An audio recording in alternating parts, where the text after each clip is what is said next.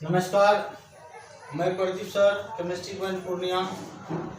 आज हम लोग क्लास 11th स्टार्ट कर रहे हैं। जो भी 10th पास किए हैं वो अभी लॉकडाउन में ऑनलाइन क्लास अवेलेबल है, ऑनलाइन क्लास कर सकते हैं।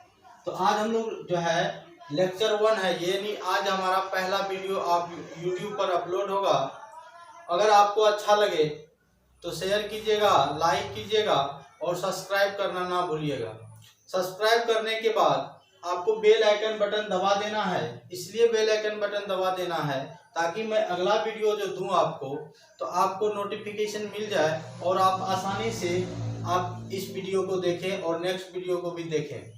चलिए हम सबसे पहले क्लास 11 का जो बेसिक बात है, जो हमारा केमिस्ट्री है, ध्यान दिए केमिस्ट्री का सबसे बेसिक बात क्या है भाई कि आवर्त सारणी। सबसे पहले कि आपको आवर्त सारणी का ज्ञान होना चाहिए, तब हम लोग 11th क्लास समझेंगे। तो आज हम लोग आवर्त सारणी को अच्छा से पढ़ने वाले हैं, इसलिए आप वीडियो को पूरा देखें। जब तक आप वीडियो को पूरा नहीं देखिएगा तो कोई कॉन्सेप्ट आपको समझ में नहीं आएगा। तो आवर्त सारणी सबसे पहला बेसिक हम स्टार्ट कर रहे हैं और आप कॉपी कलम लेके बैठ जाएंगे, ठीक है, और आवर्त सारणी को पूरा अच्छा से पढ़ेंगे। आवर्त सारणी को इंग्लिश में कहते हैं पीरियोडिक टेबल। क्या बोलते हैं? पीरियोडिक टेबल, आवर्त सारणी। चलिए हम लोग आते हैं आवर्त सारणी।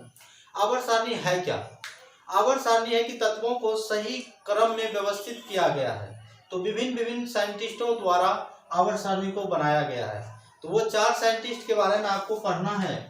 पहला देखिए क्या, पहला आपको डोबेरेनर साहब के बारे में पढ़ना है। डोबेरेनर का त्रिक नियम, यानी आपको पहला जो साइंटिस्ट के बारे में पढ़ना है वो होगा डोबेरेनर का त्रिक नियम।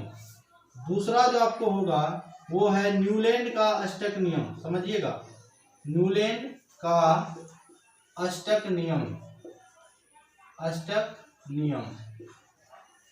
तीसरा जो है वो आपको पढ़ना है मेंडलीव का आवर्त सारणी। क्या पढ़ना भाई? मेंडलीव का आवर्त सारणी पढ़ना है। और चौथा जो आपको पढ़ना है वो है आधुनिक आवर्त सारणी, जो मोसले द्वारा दिया गया था। यानी आधुनिक आवर्त सारणी जो अभी हम लोगों का चल रहा है वो किसके द्वारा दिया गया था? तो मोसले के साथ दिया गया था, मोसले साहब के अनुसार दिया गया। यानी आपको ये चार चीज के बारे में आपको अच्छा से पढ़ना है। पहला क्या? डोबेरेनर का त्रिक नियम, यानी पहला डोबेरेनर साहब के बारे में पढ़ेंगे। डोबेरेनर साहब ने आवर्त सारणी के बारे में क्या कहा। दूसरा हम लोग न्यूलैंड का अष्टक नियम के बारे में पढ़ेंगे। तीसरा मेंडलीव के आवर्त सारणी के बारे में पढ़ेंगे और चौथा मोसले का आधुनिक आवर्त सारणी के पढ़ेंगे। तो चलिए सबसे पहले आता है कि भाई डोबेरेनर जो है कहाँ के रहने वाले थे, इसके बारे में जानते हैं, ठीक है। तो डोबेरेनर जो है ना जर्मनी के रहने वाले थे। कहाँ के रहने वाले थे? जर्मनी के। न्यूलैंड इंग्लैंड, देखिए नाम पता, न्यूलैंड इंग्लैंड के रहने वाले थे। और मेंडलीव जो है रूस के रहने वाले थे और ये मोसले इंग्लैंड के रहने वाले थे। मैं पहले सबसे कौन वैज्ञानिक कहाँ के थे आपको मैंने बता दिया। डोबेरेनर कहाँ के थे? जर्मनी के। न्यूलैंड इंग्लैंड, मेंडलीव रूस, मोसले इंग्लैंड के। दूसरी बात क्या कि देखिए यहाँ त्रिक है लिखा हुआ। त्रिक का मतलब क्या होता है? तो त्रिक मतलब होता है 3 तत्वों के समूह। 3 तत्वों के समूह को त्रिक कहा जाता है। क्या कहा जाता है भाइयों? कि 3 तत्वों के समूह को त्रिक कहा जाता है। दूसरा टर्म क्या है? अष्टक। अष्टक मतलब वह 8 तत्वों के समूह को अष्टक कहते हैं। कहीं पर 8 तत्व का अरेंजमेंट किया गया तो हो गया अष्टक नियम। उसके बाद मेंडलीव का आवर्त सारणी हम लोग पढ़ेंगे, फिर हम लोग आधुनिक आवर्त सारणी पढ़ेंगे। तो चलिए हम लोग बारी बारी से डोबेरेनर का त्रिक नियम, न्यूलैंड का अष्टक नियम, मेंडलीव का आवर्त सारणी और आधुनिक आवर्त सारणी हम लोग बारी बारी से सबको हम लोग पढ़ने वाले हैं। तो बारी बारी से जब हम लोग सबको पढ़ेंगे तो चलिए सबसे पहला हम स्टार्ट करेंगे। क्या करेंगे भाई? तो डोबेरेनर का त्रिक नियम।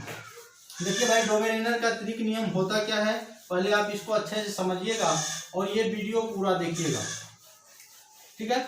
चलिए हम सबसे पहले जानिए कि डोबेरेनर कहाँ के थे भैया। तो डोबेरेनर साहब जर्मनी के थे। कहाँ के थे? जर्मनी के। इन्होंने अपना त्रिक नियम जो दिया गया था 1829 ईस्वी में दिया गया था। कोई पूछेगा कि बताइए डोबेरेनर का त्रिक नियम का प्रतिपादन कब हुआ? तो 1829 ईस्वी में। ठीक। और ये कहाँ के रहने वाले थे? तो जर्मनी के। दूसरा क्या है भाई? त्रिक का मतलब क्या होता है? तो त्रिक मतलब होता है 3 तत्वों के समूह। 3 तत्वों का समूह। 3 तत्वों के समूह को हम लोग क्या बोलते हैं? त्रिक बोलते हैं। ठीक। तीसरा, जब डोबेरेनर साहब ने अपना त्रिक नियम दिया तो उस समय कुल तत्व था ज्ञात, कुल तत्वों की संख्या 20 थी। यानी उस समय कुल तत्व 20 ज्ञात था। और उस समय अंतिम तत्व था आपका कैल्शियम। अंतिम तत्व क्या था भाई? Ca मतलब कैल्शियम। ठीक है। दूसरी बात यह कि इसने 3 त्रिक बनाया। त्रिक मतलब समझ गए ना? 3 एलिमेंट का सजावट होगा। तो पहला त्रिक लिया इसने, त्रिक 1, त्रिक 2 और त्रिक 3। समझिएगा, ध्यान से समझिएगा। पहला त्रिक में इसने लिया लिथियम, सोडियम और पोटासियम को।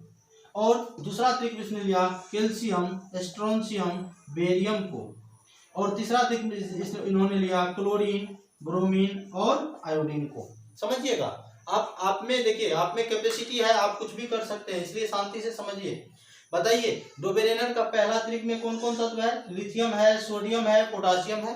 दूसरा में कैल्शियम है, स्ट्रोंशियम है, बेरियम है। तीसरा में क्या है? क्लोरीन है, ब्रोमीन है, आयोडीन है। Chlorine, bromine, iodine.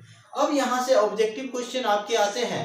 Objective question क्या आते हैं? ध्यान से सुनिएगा। ये जो लिथियम है भाई, लिथियम के बारे में 2 ऑब्जेक्टिव आपको यहाँ से बनने हैं कि लिथियम सबसे हल्की धातु है। लिथियम क्या है? सबसे हल्की धातु है। सबसे हल्की धातु है। समझिएगा, लिथियम क्या है? सबसे हल्की धातु है। और ये जो है लिथियम को मोम में रखा जाता है।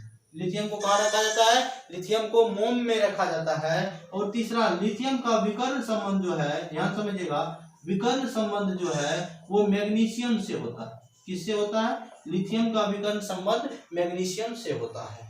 कोई दिक्कत नहीं है। फिर आ जाइए सोडियम के बारे में 2-3 लाइन जान लीजिए। सोडियम और पोटेशियम को किरोसिन तेल में रखा जाता है। कौन तेल में भाई? किरोसिन तेल में रखा जाता है। ठीक है। सोडियम और पोटेशियम को कहाँ रखा जाता है? किरोसिन तेल में रखा जाता है। और ध्यान दीजिएगा, सोडियम को जो है ना, सोडियम को चाकू से भी काटा जाता है। किससे काटा जाता है? चाकू से। अब वो जो है लोहे वाला चाकू नहीं समझ लीजिएगा। चाकू मतलब वो जो केक वगैरह सब जो काटते हैं, क्योंकि सोडियम बहुत मुलायम होता है, मुलायम धातु है। और इसे किरोसिन तेल में रखा जाता है और मुलायम होगा तो इसको चाकू से काटा जाता है। पूछेगा ऐसा कौन सा धातु है जिसे चाकू से काटा जाता है? आपका आंसर होना चाहिए सोडियम। दूसरा क्वेश्चन होगा कि डोबेरेनर का पहला त्रिक में कौन कौन तत्व है? Lithium, sodium, potassium. कोई दिक्कत नहीं है। और लिथियम के बारे में जान लीजिए।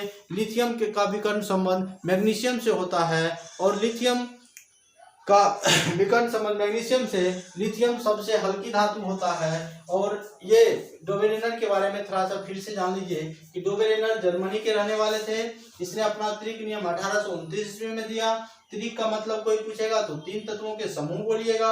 और इसके अनुसार कुल तत्वों की संख्या कितनी थी? 20। और अंतिम तत्व कौन था? कैल्शियम। और लिथियम, सोडियम, पोटासियम जो है ये पहला त्रिक है। दूसरा है कैल्शियम, स्ट्रोंशियम, बेरियम। तीसरा है क्लोरीन, ब्रोमीन, आयोडीन। मैं उम्मीद करता हूं, मैं आशा करता हूं कि आपको ये वीडियो अच्छा लगा हो।